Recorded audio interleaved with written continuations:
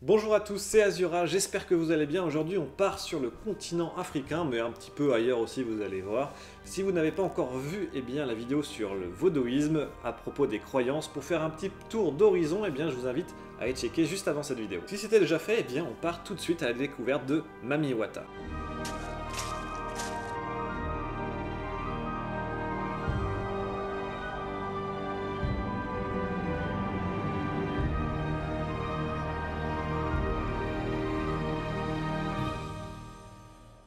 Mi-femme, mi-poisson, Mami Wata est une divinité africaine associée à l'esprit de l'eau.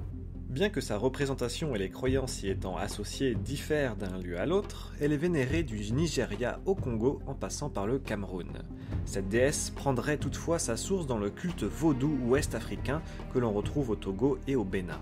C'est d'ailleurs cette particularité d'être l'objet d'adoration par des ethnies aux cultures, pratiques et croyances bien différentes qui explique qu'on la qualifie parfois de déesse panafricaine. L'origine de son nom fait l'objet de débats. Il pourrait être un dérivé de l'expression anglophone Mommy Water, la mer des eaux, mais pourrait également désigner les mots fermés et jambes en langue ewe. En effet, et nous y reviendrons, le mythe entourant Mami Wata est intimement lié à la sexualité et à la fidélité. Selon les historiens, son apparition remonterait au XVe siècle, au moment où les Européens explorent les côtes africaines. Le symbole de la sirène, issu du folklore médiéval et scandinave, se serait en effet propagé tant par les récits des marins que par la représentation de cette créature sur les navires européens. Parfois entourée d'un grand serpent, la légende de Mami Wata se serait également inspirée de l'iconographie de la charmeuse des serpents, que l'on retrouve dans l'hindouisme et qui circula également avec les colons. Révélatrice d'une époque de grande mutation, Mami Wata aurait également voyagé sur l'Atlantique en même temps que les esclaves africains, puisqu'on la retrouve également sous d'autres noms au Brésil, à Cuba et en Haïti. Créature hybride à la fois terrestre et aquatique, Mami Wata est dotée d'une grande beauté et d'un fort pouvoir d'attraction.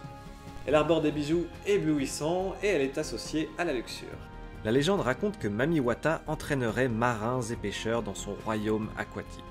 Les chanceux, qu'elle accepte de laisser revenir dans le monde terrestre, se présentent complètement secs, sans aucun indice du temps passé sous l'océan. Elle exigerait de ces hommes un vœu de fidélité.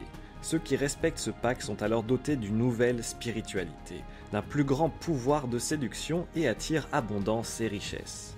À l'opposé, ceux qui renient cet engagement d'abstinence se voient contraints à une vie de misère et de maladie. L'esprit de Mami Wata se manifestait aussi en plein centre-ville, sous la forme d'une belle jeune femme qui essayait d'envoûter le moindre homme qui passait devant elle.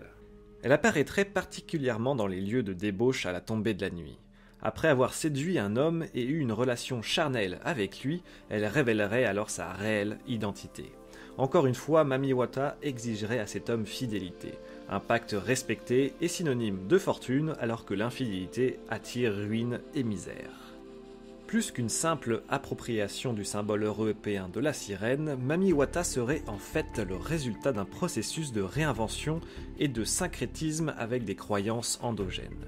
La mythologie entourant ces déesses serait en effet le reflet du traumatisme que représente la colonisation et l'esclavagisme du point de vue africain.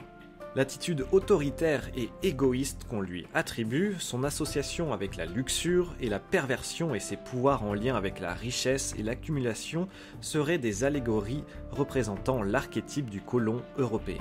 Vénérée principalement par des populations côtières où la pêche a un rôle très important. Mami Wata symboliserait autant l'abondance de la mer nourricière que de la dangerosité de l'océan.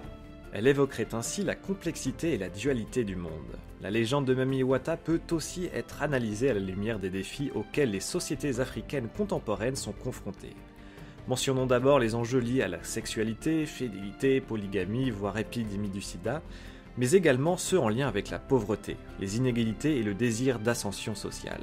Bref, le mythe de Mami Wata, comme la plupart des mythologies, est révélatrice tant de l'histoire que des dynamiques sociales qui traversent les sociétés dans lesquelles elle est vénérée. Loin d'être une figure associée à une tradition qu'il faut à tout prix conserver, elle est plutôt le produit d'une vision du monde qui se transforme, s'adapte et se nourrit de différents symboles. J'espère en tout cas que cette vidéo vous aura plu. Comme vous le savez, pour soutenir la chaîne, c'est un petit j'aime, un petit pouce en l'air. Et bien sûr, si vous voulez rejoindre la communauté des Chuputu, eh bien il suffit de simplement vous abonner. On se dit à très bientôt pour de nouvelles légendes, mythes et croyances sur la chaîne d'Azura. On se dit à très bientôt, portez-vous bien, ciao ciao.